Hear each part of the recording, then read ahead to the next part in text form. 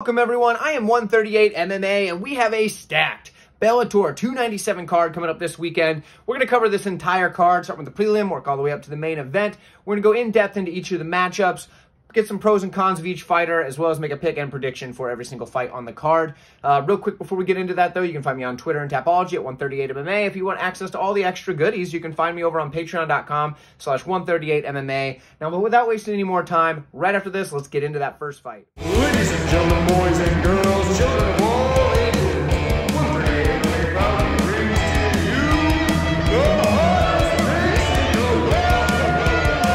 This isn't the first fight on the card, but we've got it up first, and I'll explain that later when we get to the actual first fight on this card. But in this one here, we have Cody Law taking on Edwin Chavez. Chavez is 2-3 in his last 5. Law is 3-2. Let's start with the Chavez side. He is a decent striker, puts forth some volume, decent grappler as well, just kind of a decent regional talent, all right? Now, he's being brought in to fight Cody Law, who is a good wrestler. He's got good takedowns, good control on top, and he's got decent boxing. Pretty good zip in his shots, too. I didn't write that up there, but you know what I mean. This is a pretty clear cut and dry matchup where Bellator is bringing in Chavez to lose to Cody Law because they're trying to give him a bounce back, get Cody Law going, get him a couple more wins. He's a marketable fella, things like that. So I do think Cody Law is going to get this one done. I'm not going to spend a ton of time covering this matchup here because, well, that's Bellator's bringing in Chavez to lose. But I do think Chavez is better than some of the other guys that Bellator's bringing in to lose. He's not a terrible fighter by any means. On the regional scene, he's going to do fine. He's just not ready for somebody like Cody Law yet. Cody Law is a decent Bellator fighter. So the pick's Cody Law. Let me know what you guys have. And I'll actually the first matchup on the card, but I wasn't going to put this first in the video because I didn't want anybody that's new to the channel to see this one first, because I didn't want this to be your idea of what the channel's like. So bear with me here. Max Metzger at 155 pounds taking on David McKinney. Debut for Metzger, 0-0. This fight shouldn't be on the card, by the way. And a 1-3 record for McKinney. McKinney's taller. He's got that going for him. Here's the thing. Metzger was like 7-0 as an amateur. He looked pretty good as an amateur. Amateurs can be of all different levels. It's really hard to get a good gauge based on someone's amateur career, but Metzger looked pretty good. David McKinney is a bad fighter, and you know, if you've watched this channel for a while, you know I try not to say bad things about fighters. David McKinney's just not good. His 3 losses, he's looked poor. His opponent will come forward with any sort of pressure, and he just kind of lets them win. The one win he does have, okay, I can vouch for this because I was there. It was in Omaha, Nebraska, believe it or not, which is where I am from, if you didn't know that. The win he has, if you saw the fight, you'd say, yeah, okay, somebody had to win, I guess. David McKinney's not good. He's probably going to lose this fight. I would have a hard time wanting to throw money on Max Metzger as he is an 0-0 fighter, but he's probably safe. I know he's like probably a massive favorite, but he's probably safe for parlays. He's going to win. McKinney's going to crumble in the first minute, probably. He's just going to get pressured, forward pressure from Metzger, and he's just going out. If he makes it a minute, I will be very impressed. Yes, he's taller. Does he have a puncher's chance? No, he doesn't. Metzger's going to win this fight. I'm sorry that this breakdown had to be on this channel. I hate to do it. See you guys in the next fight. Thank you for sticking through this one. I appreciate the feeling now that there's a lot of fights on this card that Bellator is bringing somebody in to win and somebody to lose. That's kind of where we're at, and another one here. We have Jordan Newman taking on Matthew Perry. Now, I understand that both of these guys are pretty new in their career, 5-0 and 5-3. So take that for what you will. Perry is 2-3 in his last 5 fights. Perry's just kind of average everywhere as far as like regional talent. He's not bad. He's not great. He's 5-3, so he's just kind of middle-of-the-road regional talent, okay? He's being brought in to test a up-and-coming prospect who's got a solid wrestling base, but is kind of developing in the striking still, and Bellator's trying to carry him along. That's what they do. They're trying to build another AJ McKee. I've mentioned it already. So Jordan Newman here is that guy that they're trying to build up, okay? He is the taller fighter. He's about 6 foot tall, taking on the 5'9" Matthew Perry. Now, for Newman, because we're basically just going to cover Newman here because Perry's just average everywhere. Watch any of his fights, it's kind of what you're going to say. You're going to be like, all right, he's all right. It's about what he is. He's not bad. He's not a bad fighter. He's not going to get far in Bellator. Let's put it that way. Jordan Newman, on the other hand, if he was to be pushed up the rankings now, he wouldn't get very far in Bellator either. But to bring him along slowly, Bellator's trying to do that. He's got decent striking. It's a work in progress still, but he's really developed a good 3-2 and a good 2-3. Okay, that's about all he's got, but it's something in that 2-punch combination, whether it's you know, he works it one way or a reverse, it works well for him, especially being a taller guy. If he wants to lead with that long straight cross, it'd be nice if he developed a pretty good jab, but he hasn't yet, or at least from what we've seen. But either way, he's got some punches in the arsenal, okay, and he can put them together. His wrestling, that's where his background is. He's got good wrestling, and he showed in his last fight he has the ability to take the back very well. So for me, obviously, Jordan Newman's going to be the pick. I think he's a pretty solid pick here, but, you know, too early in his career for me to get too excited on it. Don't put him in one of those big Bellator chalky parlays and just lay, you know, a couple $100 on it, because you never know at this point in their career. But I think Jordan Newman's a pretty safe pick. I do think he's going to be able to rely on that wrestling if he needs to, as well as use that striking that he's been developing to get the better of a Matthew Perry here. Let me know what you guys think, and I will see you in the next featherweight matchup here between Richie Smullen and Timur Khizriev. Both guys are 5-0 in their last 5. Khizriev is undefeated currently at 12-0 on the career. Smullen's just been doing good lately, got that 5-0 in the last 5, so both guys coming in with some momentum. For Smullen, he's a good grappler who just kind of stays active everywhere, whether he's on the top, on the bottom, no matter where he's at, he's active, and that's going to create a lot of scrambles, which he's good in. He uses that to get his position going, look for the submissions, whatever he's got to do, but he's a good grappler. He's an awkward striker, and I give it the pro-con kind of sign here for me. If you're not familiar with my signs, I should do a video telling you what all those are, but I figure you can figure it out. Anyway, he's kind of an awkward striker. It's not like the most pretty, but it's an unpredictable enough style that he lands on people pretty well. So I don't know if I like it or dislike it yet. I haven't decided, but it's worked pretty well for him so far. Obviously, he's 5-0 in his last 5, doing all right with it. It helps that he's just tough as nails, and he's got some good cardio to go along with it, so we can maintain whatever he's got to maintain throughout the course of a 3-round fight and still be giving it in the last round. Now, for Khizriev, solid wrestler with good top pressure, and he's able to chain takedowns together to get to that top pressure in the first place. He's a decent striker as well. He likes to do that little step into a leg kick and, you know, has a couple of nice little punch combinations, but nothing that really stands out too well. I'd say it's more polished than somebody like Smullen, but I don't know that it's better, if that makes sense. This one here's a tough one for me, because if you've watched my videos in the past, I've overlooked Smullen in the past, because he doesn't, like, his last matchup, for example, it wasn't a blowout by any means, but he got the win. And he's done that plenty of times where he just kind of does enough to win. But I think this is going to be the one where he isn't going to be able to do so. And I'm going to take Timur Khizriev because I think he's going to be able to be the better wrestler. I think he's going to have better top pressure, and it's going to be hard for a guy like Smullen to stay active enough that he's going to be able to, A, cause damage or work for submissions off his back that are scoring in the eyes of the judges. I think it's also going to be hard for him to get enough scrambles going that he's able to get on top, you know, or get back to his feet whenever he needs to. And on the striking, I think it's going to be close enough that it's kind of a push, you know what I mean? So for me, I'm going to take Khizriev to win more minutes and probably get a decision here. But let me know what you guys think, and I will see you now at middleweight. We're at Norbert Novenyi Jr. taking on Kamil Oniszczuk, I think is how you say that. So for Oniszczuk, he is 3-2 in his last 5. Obviously 5-0 for Novenyi because he's 6-0. So there you go. Oniszczuk is the taller fighter at 6'3" against the 5'11" Novenyi.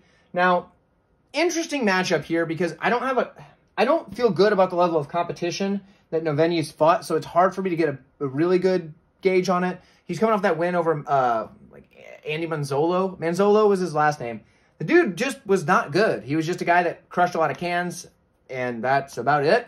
And he beat him like he should pretty easily. Made him look terrible, but that was to be expected. So it's hard to gauge here, but you know, we got Oniszczuk here, who's 9-2. He's got a little more to go off of, I do say. He's got decent striking. He's going to work his combinations, and he's best at full range, okay? So he's best when he can use that long reach he's got to work his straight punches. His front kick up the middle is actually very nice.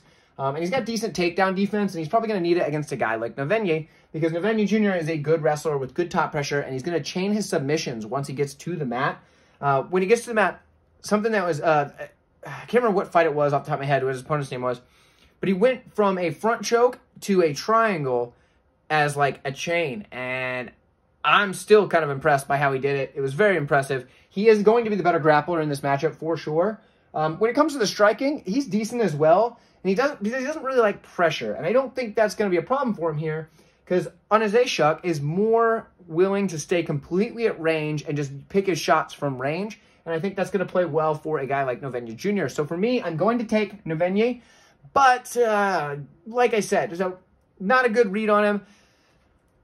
before you just go taking all the picks I make and assuming that they're bets and just parlaying them all together, maybe take some time, go to patreon.com/138MMA where you can see my picks rated with confidence, and you can see where I sit on all these fights, because some, I rank them from 1 to 10, and then I explain what that 1 to 10 scale really means. So that might be something if you're interested in using my picks as a way to bet. If you're not, whatever, no big deal. You can just listen to what I say. But not every pick is going to be a bet, so keep that in mind, all right? See you in the next fight. We have Mike Hamel taking on Shamil Nikaev. For Nikaev, he's 4-0 in a no contest in his last 5 fights. He's obviously undefeated at 10-0 overall. 3-2 in the last 5 for Hamel. Now, let's start with the Hamel side. He's a guy with good forward pressure. He has good wrestling, but he prefers to use it defensively a lot of times, or at least lately he has. But the good takedown defense is something that works out well for him, because he's a powerful striker on the feet, has a solid leg kick, and when he's in the pocket, he's a very dangerous fighter. The one thing I don't so much like about him is he gets a little bit wild when he gets excited. So, like, for example, when he hurts his opponent and he's going in for the kill, he gets a little bit wild. And rather than, having nice, crisp, clean shots that are going to put his opponent out, sometimes he swings a little bit silly and doesn't land with as much force, or even just land in general on his opponent. So that can be a red flag, but pretty dangerous in the pocket. Like I said, good leg kick, and that wrestling can keep the fight on the feet where he can use that striking. He's got good cardio as well, so he can carry this throughout the whole fight, and he is dangerous pretty much the entire time. Now, for Nikaev, the guy he's a very fast starter, first off, but he has solid wrestling with powerful takedowns, like to pick his opponent up, put him down heavy. He's got a good arsenal of takedowns, lots of different options for him. But the problem is, he's not the best with his top pressure, because I don't know whether he just isn't heavy on top, or if he just tries too many things and lets his opponent get loose. Somehow his opponents tend to keep getting up. But good for him. He has good mat returns. He's able to get the fight to the mat, regain his position. So he does that very well. I do see that if he does get the fight to the mat, Hamel's going to be able to get back up. Now, it's just whether or not Nikaev can just keep pulling him back down or not, because that's going to be something he'll mix in. He's an active striker.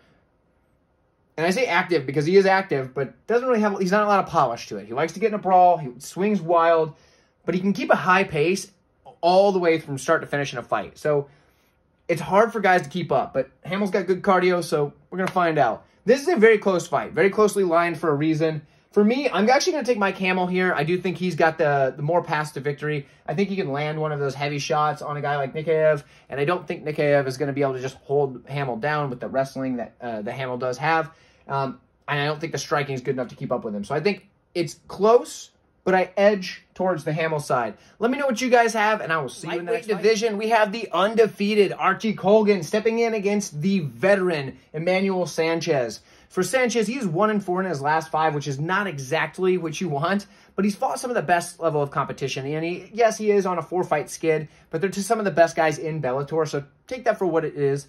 On Colgan, 5-0 in his last 5, obviously, because he's 7-0 overall. But this is a huge step up in competition for him, because Sanchez is still a very talented fighter with a ton of skill, who's fought some of the best of the best. Obviously, he has 28 pro fights, which is fantastic. Obviously, a good record, too, in those pro fights. His last 4 have not been very good. So, for Emmanuel Sanchez, it's not like he was out of those fights either. He was competitive in a lot of them. He's a good striker, good combinations, good volume. But on the mat, he's even better because he's active off his back and he has a nasty triangle. Yes, I just put a triangle. It is what it is. He works his elbows from his back as well, or if he's on top, to set up his submissions, most likely the triangle. But he could also look for the armbar, things like that. The problem is he sometimes is content to stay on the back because he's looking for the submissions and doing so, which is not usually a good way to win minutes, but you can that way. You can. It's just not the best way.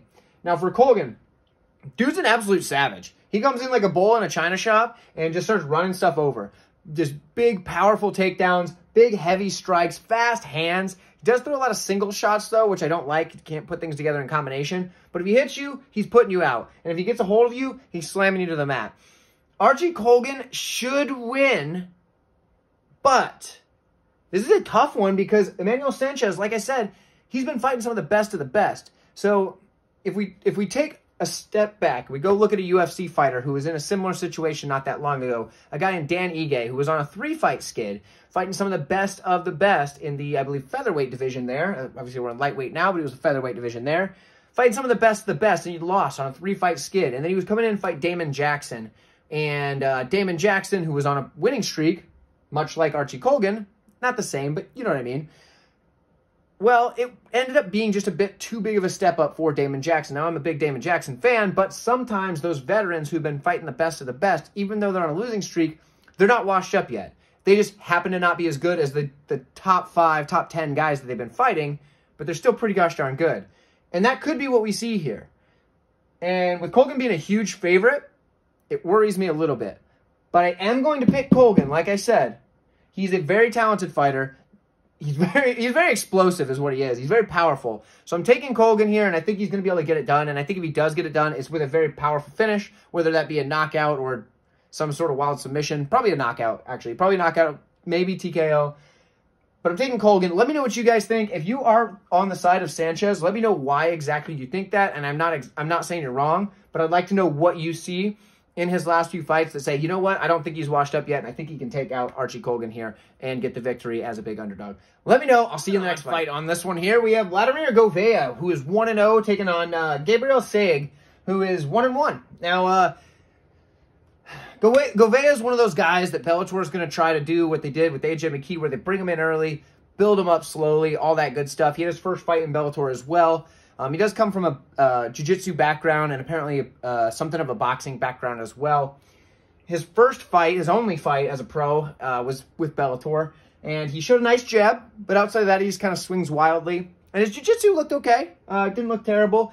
But he fought a guy that was being brought in to lose, and he didn't really make it look easy like he should have, which is why he's only like a -4 something favorite right now in this matchup, at least at the time of recording this. And that's not good because he's going up against a guy in Gabriel Sayeg, who's also being brought in to lose. Grappling's not super good. Striking's not super good, but I put decent because he did drop, in his last fight where he lost, he did drop the opponent at one point while he was, losing. He's put a good punch out there, okay? So he's not, like if you put a heavy bag in front of him, he could punch it all right, okay? I'm getting desperate here to write something nice on some of these. But Sayeg's not horrible. It's not, it's not the worst fight he's not the worst fighter on the card. Let's put it that way. There we go. But Gouvea should win this, but watch him not make it look easy.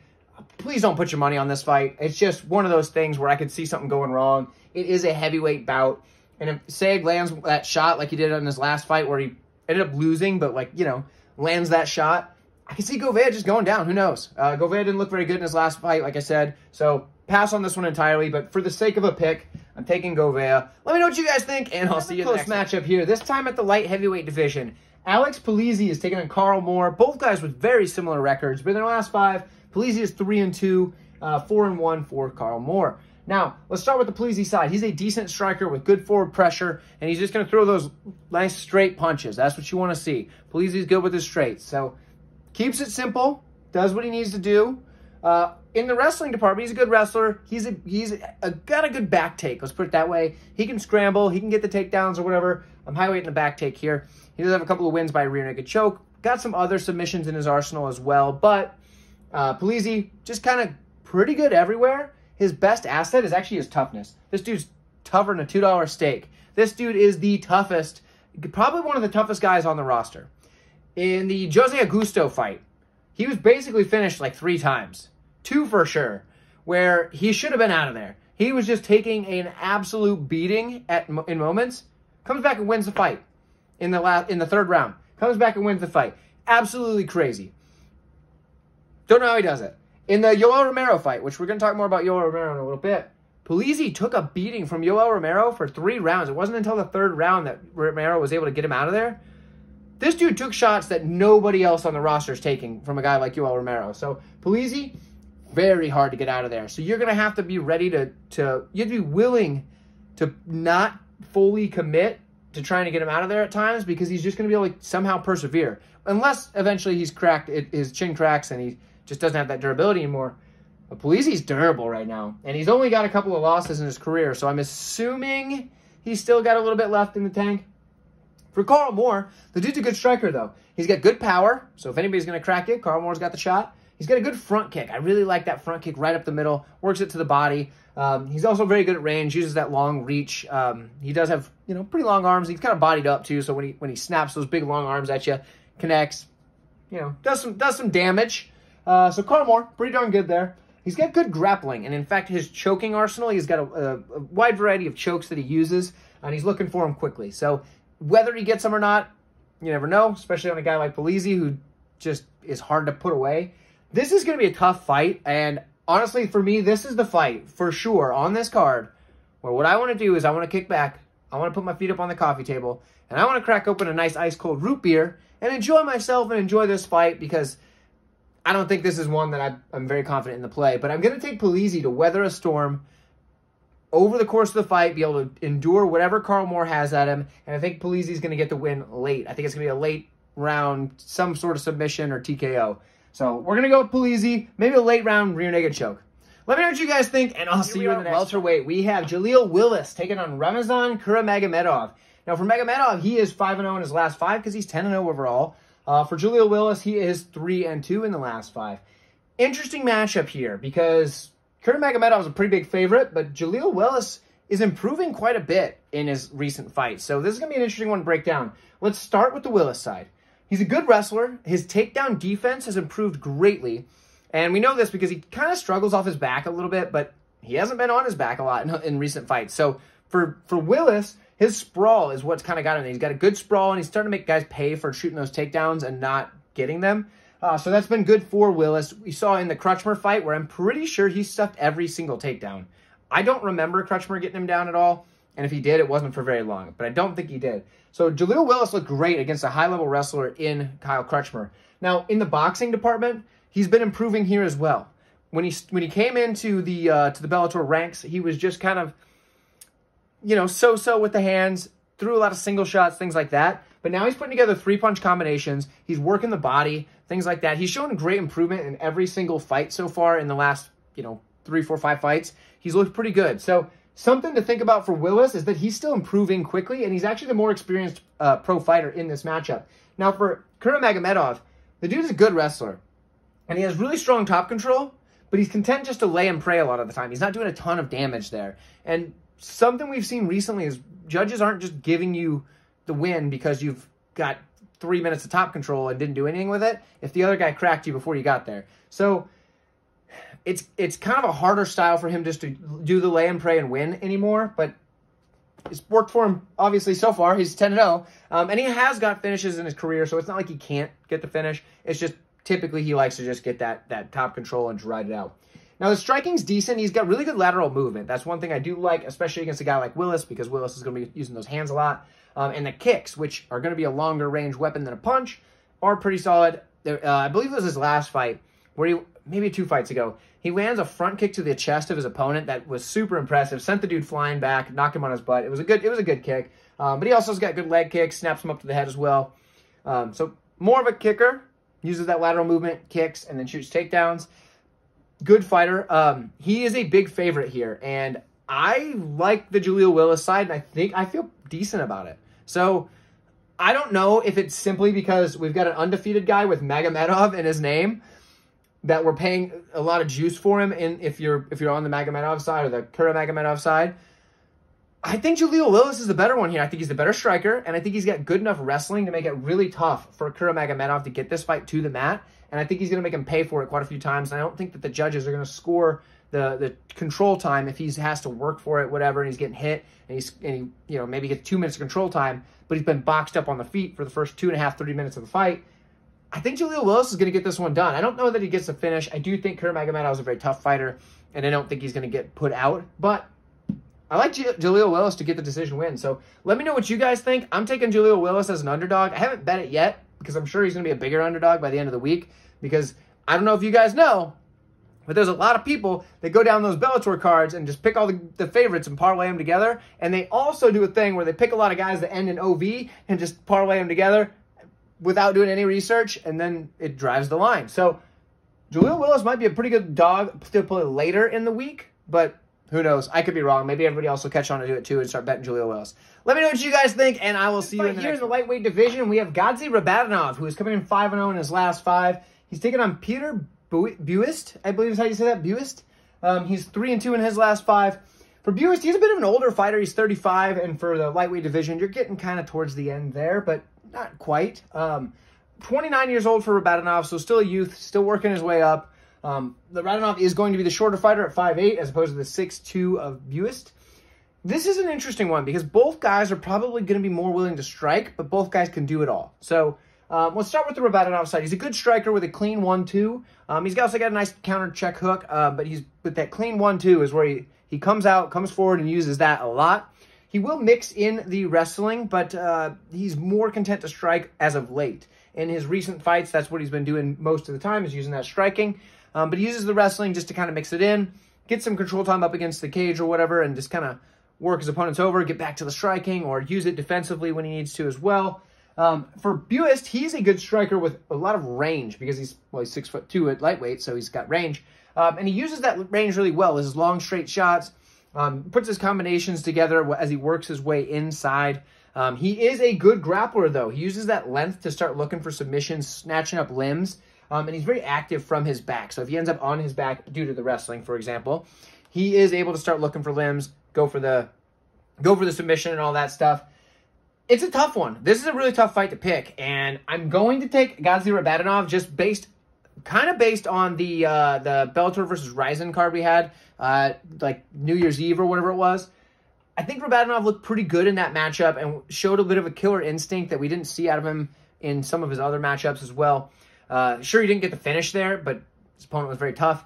But I do think Rabadanov is going to get the win here. I'm not the most confident in it, but I think he's got enough tools to do so, and I think he's going to be able to endure, use that youth he has, and just kind of find a way to negate the reach and height advantage for Buist. So let me know what you guys have, and I'll find you in the next close fight here between Kyle Crutchmer and Bobby Nash. Now, I'm going to be honest with you. I may not have the best read on this one, and just because I don't feel confident in my read, because I looked at the odds, which I shouldn't have done, and I thought this was a close fight, but it's not lined closely. So maybe I've got a horrible read here. Let me know what you think in the comments. If you think I've got a horrible read, I wouldn't fault you for saying that on this one, and we're going to find out on Friday. So we've got Bobby Nash versus Kyle Crutchmer. Let's start with the Crutchmer side. 3-2 in his last 5, 4-1 for Nash. Crutchmer's the smaller guy with as far as height and reach go. He's 5'9" and with a 68-inch reach. He's looking at the 6 foot, 74-inch reach of Nash. So at 170 pounds, 5'9's a little on the shorter side. A lot of them are going to be taller than him, but so it's not like it's something he's never fought before. Probably used to fighting taller guys. He's done it plenty of times. Now, for Crutchmer, decent striking. He's got decent power. He's not a big knockout threat, but he can land on you and kind of hurt you a little bit because of the fact that his wrestling threat is there. But I don't like that he just throws a lot of single shots. So he's not putting things together in combinations, and they're not exactly the most crisp shots. But the fact that he has that wrestling, and it's a very good wrestling base, that kind of gives him the option to land some shots. So with the wrestling, he's a grinder, okay? He's got a couple of submissions, but he's more or less going to grind on you, wear on you, and just beat you down. And he has some good wins in his career by doing that, just wearing on you, and whether it's up against the cage in his cage push or on the mat, just on top, doing enough just to stay there. Crutchmer's pretty darn good at what he does, okay? Now, on the other side, we have Bobby Nash. The guy's a very fast starter. He's going to come out looking to strike. He's got good wrestling, so he can defend takedowns and kind of mix in his own takedowns, which we've seen him do. He did have a short stint in the UFC where I believe he went, was it 1-3 or 0-3? Either way, he got knocked out 3 times in a row and then got cut. Yeah, not a good look, so the chin concerns are there.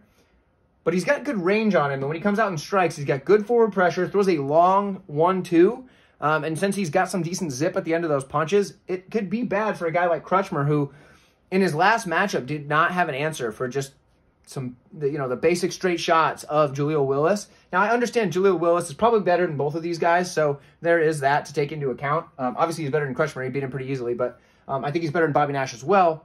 But if Bobby Nash can implement the proper game plan using that range, I do think he actually wins this, and he's a huge underdog, which is why I don't know that I've got a good read on this.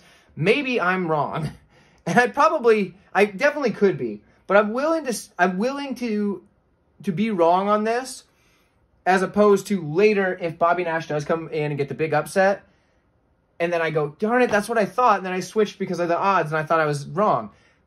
I'm not going to do that, and I know that people have fallen victim to that in the past. Bobby Nash could go out there and just get wrecked, because Crutchmer could just grind on him, wear him down, beat him up, and maybe even knock him out. Who knows? But I think Bobby Nash is going to come out strong right in the beginning of the fight, land a couple of big 1-2s, and I think Kyle Crutchmer is going to have some trouble closing that gap, because obviously there's a big height and reach gap, And I think he's just going to have a hard time getting the wrestling going because Nash is going to be able to land long shots on him. And then as he goes to shoot the takedown, use that decent or that good wrestling of his own just to kind of keep the fight on the feet. Or if it does end up on the mat, he's not going to be just a lost cause down there. So I'm going to take Bobby Nash. Now, I'm not going to bet it because I'm not that confident in it. But let me know what you guys think. And I will see you. We find ourselves in the heavyweight division in a matchup between Daniel James and Gökhan Saricam. Now, before we get into this fight, if you're enjoying yourself, please really do me the favor of going down there, hitting the like button. It's going to help this channel grow. If this channel grows, I can get better content out and, you know, keep this stuff coming. And if you're enjoying yourselves, if you're enjoying this content and you haven't done so yet, maybe hit the subscribe button because what's that going to do? Well, it's going to make it so it's easier for you to find my videos. You're going to be able to see all my breakdowns, whether it's Bellator, whether it's Dana White's Contender Series, which is coming up soon, or if it's the UFC fights. And you'll be able to find all of those on the channel. And it's going to be really easy when it's in that subscriptions tab, all that neato stuff. But most importantly, like this video. Maybe tell your friends about it. But let's go ahead and break this fight down, shall we? Now, when I noticed this, I was surprised to see that this fight was going to be, that it was around even money for these two. The reason why, well, Daniel James has been on a run. Dude's 5-0 in his last 5 fights, looking very impressive as of late. For Saricam, he's also the younger fighter by a pretty good margin. So I thought one of these guys should be a sizable favorite. But I think what happened is the two things counteracted each other. Saricam coming off of a not so impressive loss. On the other hand, Daniel James coming off a big win, but he's still 41 years old as opposed to the 32 years old. So there's that. Big height and reach advantage for Daniel James. He's 6'6" with an 80-inch reach as opposed to the 6'3" with a 76-inch reach of Saricam. This is an interesting fight. I really have a hard time with this one here because you got the youth on one side, and eventually, as you age, you know, you start to go downhill. But Daniel James has looked phenomenal in his last few fights. So for Daniel James, he has decent boxing and a really crisp jab. He sticks it out there well. And with a reach like he has, that jab is a super solid tool for him. He hits pretty hard with any of his strikes, but a lot of them could use some polish. Other than that jab, most of his strikes aren't as clean as you'd like. Now, I've been on Daniel James in the last few matchups because this guy's got great cardio for a heavyweight. But on the other hand, so does Saricam. He's got really good cardio for a heavyweight as well. He's a good striker with good volume. For a heavyweight, that's important. He's got good straight punches, a front kick up the middle that he can work to the body or the head. And I don't know if you guys know, but after you get kicked in the body a few times with a front kick, it hurts a lot. They're going to stick the ball of the foot right into that sternum. And what's going to happen is it's going to start sucking the wind out of you. So when you see that knee start to come up and that kick about to snap forward, your instinct says, ooh, I need to drop this because I don't want to get hit in the body again. And then he'll snap it up right to your face. And guess what happens then? You end up in a bad way because he just kicked you in the face with a front kick, and that hurts a lot. So that front kick is a very deadly weapon. The only thing is I don't know that he could get it all the way up to the 6'6" Daniel James' face. So it might be exclusively a body kick here, but it's still a very good weapon to have. He also works the leg kicks very well. And, you know, his cardio, like I mentioned. The problem is his takedown defense. It's not the best, and we've seen in his last matchup against Popov that he can be controlled up against the cage and controlled on the mat. Now, for Daniel James, he's pretty good at grinding people out against the cage. He's a good minute winner there, and he's got the cardio to be able to do this for the whole fight.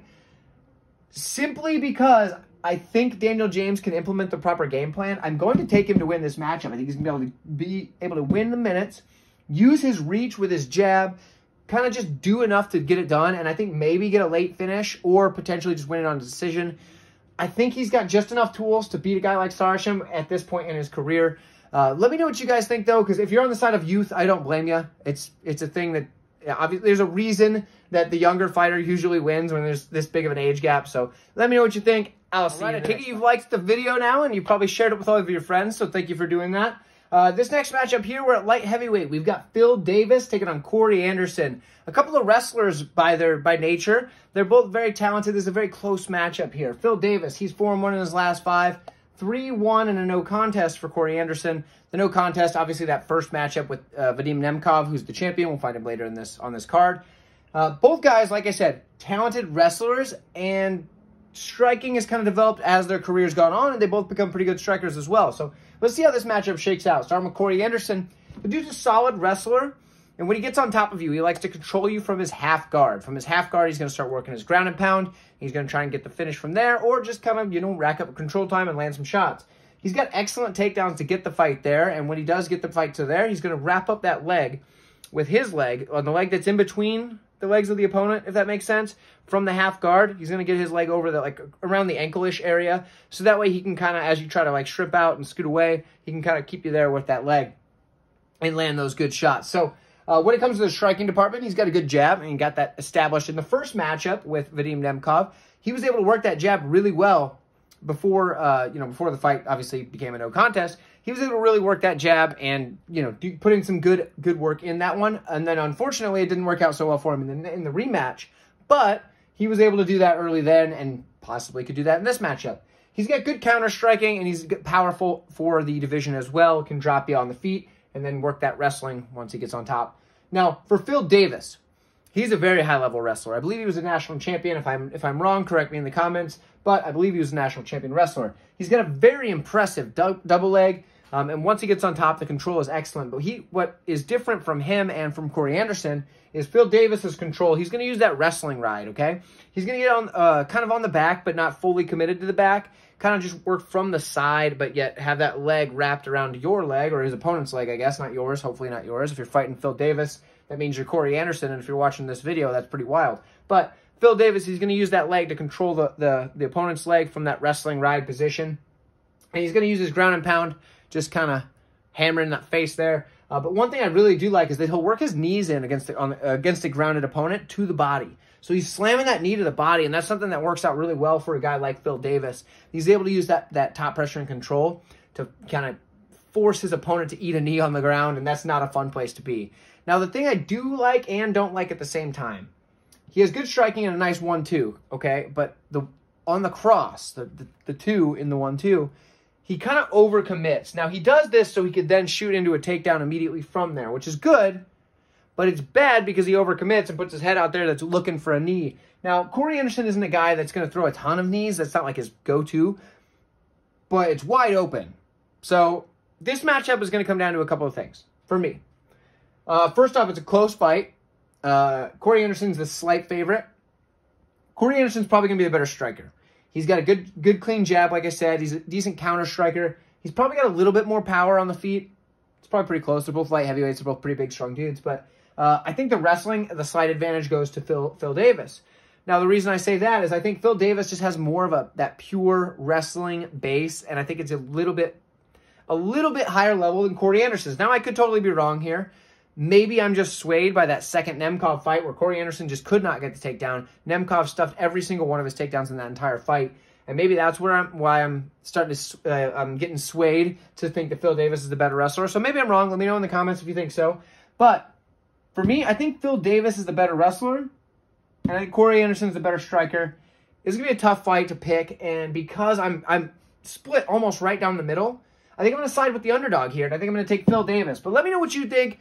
I'm probably not gonna bet on this one. This is another one where I'm gonna kick them feet up and crack open another cold root beer.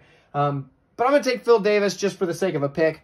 Let me know, and I'll see you in the next fight. We got a couple of title fights. The co-main event of the evening, and this is probably the fight that I am most looking forward to.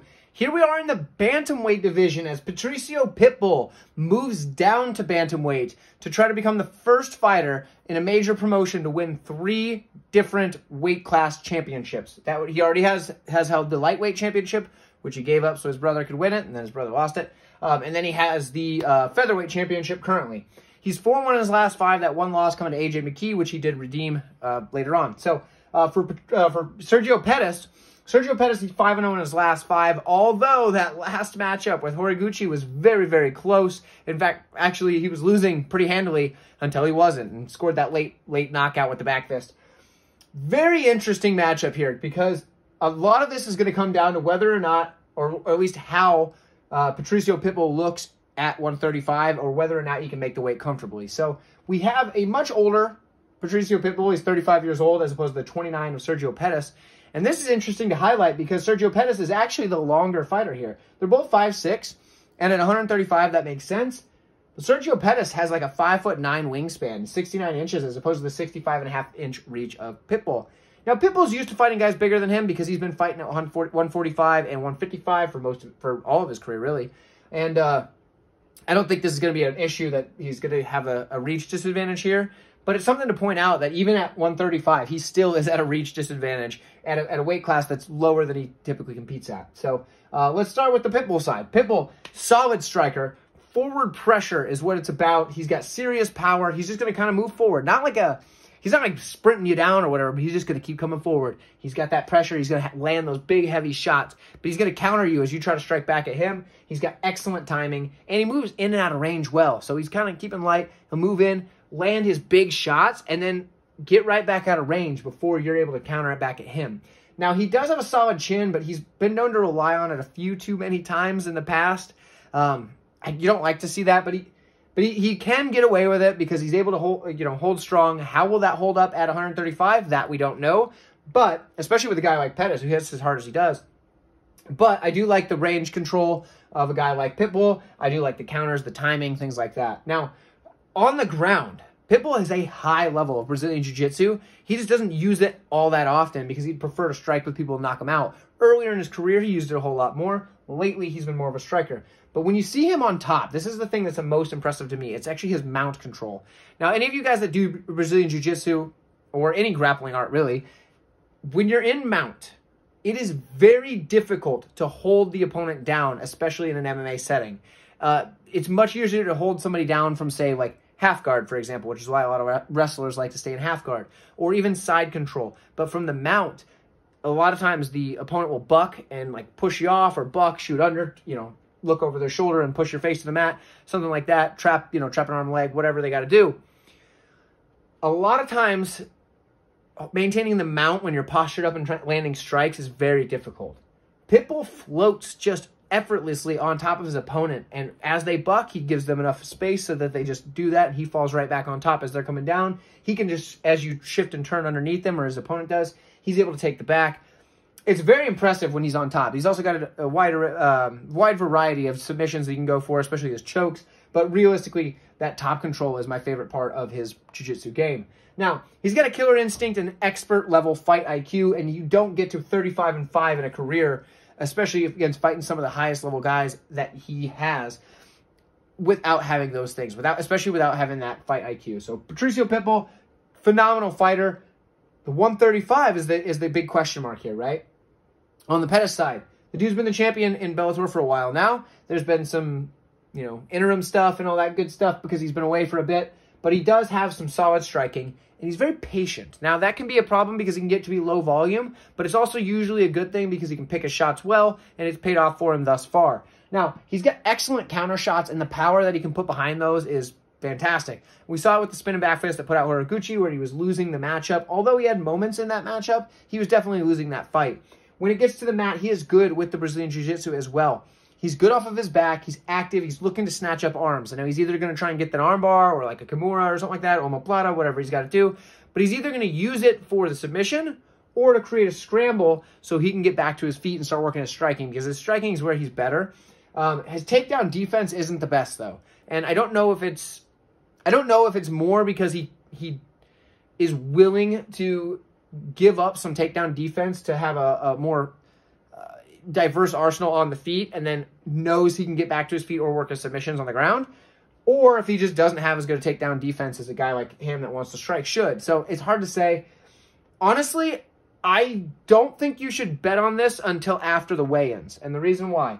It's going to depend on how Pitbull looks.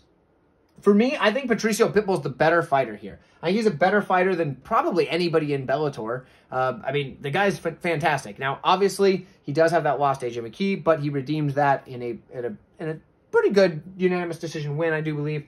But for Patricio Pitbull, I think he's the better fighter overall. But if he doesn't look good on the weigh-ins, he doesn't look good on the scale, whatever, if he looks a little extra sunk in, you know what I mean? Or maybe he won't. Maybe he's just been not hardly cutting any weight whatsoever, which is my assumption, and he's going to look just fine at 135.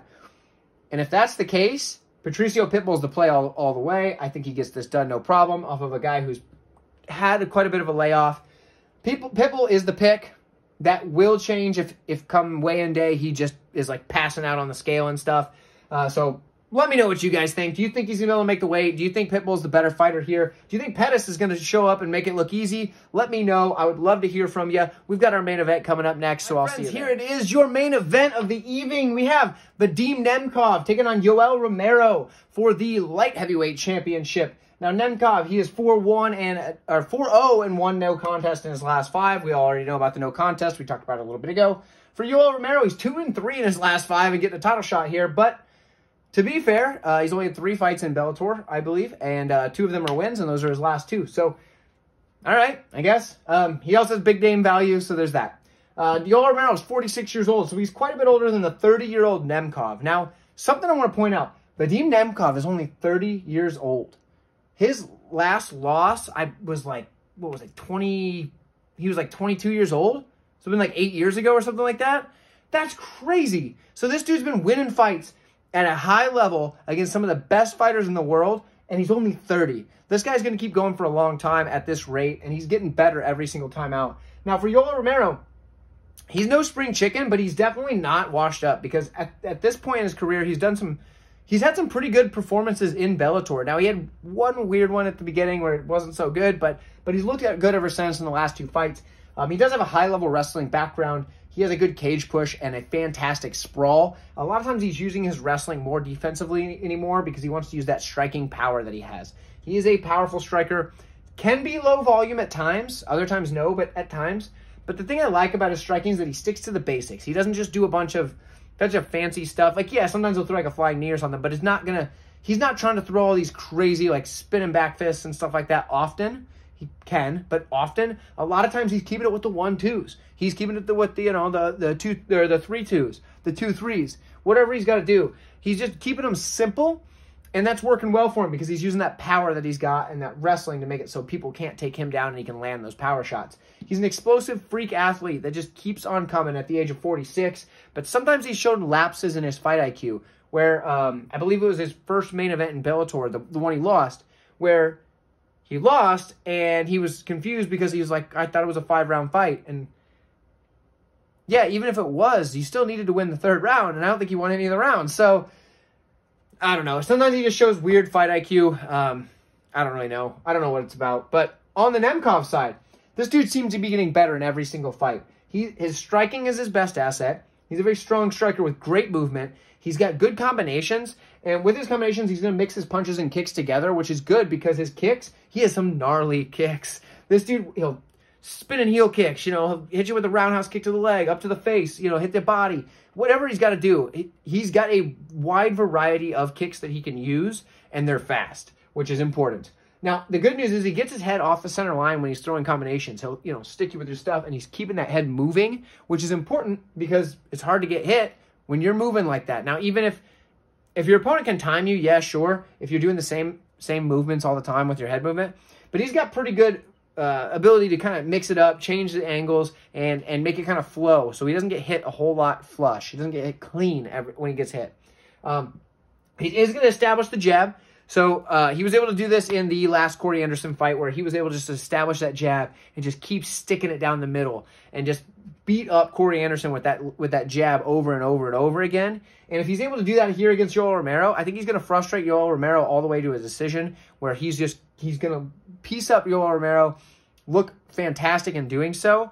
And realistically, he's got the option to go back to his counter striking if he needs to. If Romero's coming forward heavy and Nemkov is like, okay, well, I can't establish my forward pressure, can't just walk him down with my jab, I've got a counter strike. He has that in the back pocket, and he can do that as well, as he had to do, I want to say it was like the 4th round maybe, where Corey Anderson really tried to come forward and land some big shots on Nemkov. He went back to his counter striking and was able to use that. Now, he's got good wrestling, nowhere near the wrestling of Yoel Romero, but if the takedown is attempted by Romero, Nemkov stuffed every single one of Corey Anderson's takedowns in their second matchup, and I think his takedown defense is just getting better and better and better. And the reason why is because he's only 30 years old. He's still improving like crazy, but he makes people pay for shooting a bad takedown. If you go to shoot a takedown on him and he stuffs it, he'll hit you with a shot on the way out or an elbow or whatever it is. And so he makes you not want to shoot those takedowns. And when you do, something in your mind says, don't commit to this, don't do it. And he's able to kind of get you hesitant, and then you're not able to shoot him as quick.